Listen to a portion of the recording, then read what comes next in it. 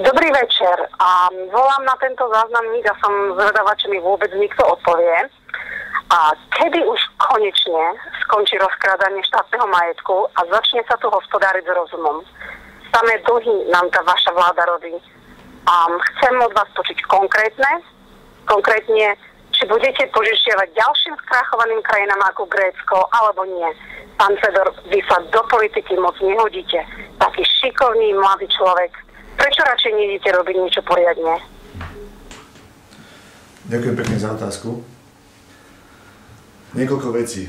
Hovoríte o zadlžovaní, hovoríte o rozkrádaní, hovoríte o tom, že by som mali zrobiť niečo poriadnejšie. K tomu zadlžovaniu musím povedať jednu dôležitú vec.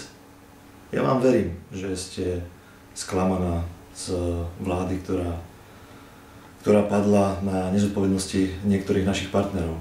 A možno by dokázala urobiť oveľa viacej, keby dostala plný mandát na 4 roky. Ale jeden historický úspech zaznamenala. A práve v oblasti, na ktorú sa vypýtate. V oblasti zadlžovania.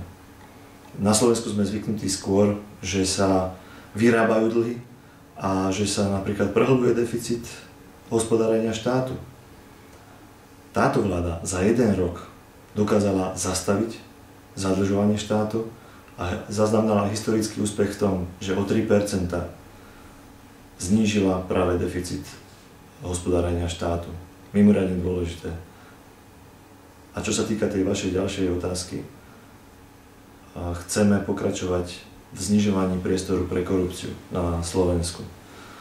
SDK prostredníctvom svojich politikov presadila niektoré reformy alebo presadila niektoré veci, ktoré sú mimoriadne dôležité k tomu, aby bol menší priestor pre korupciu. Zmluvy na internete, verejné obstarávanie, ktoré predovšetkým hovoria o tom, aby sa využívali elektronické dražby nielen v štátnych orgánoch, ale aj v celej verejnej správe. Aj primátori, aj starostovia musia prioritne využívať elektronické obstarávanie, ktoré sa dá najmenej obísť a prejsť nejakými korupčnými praktikami.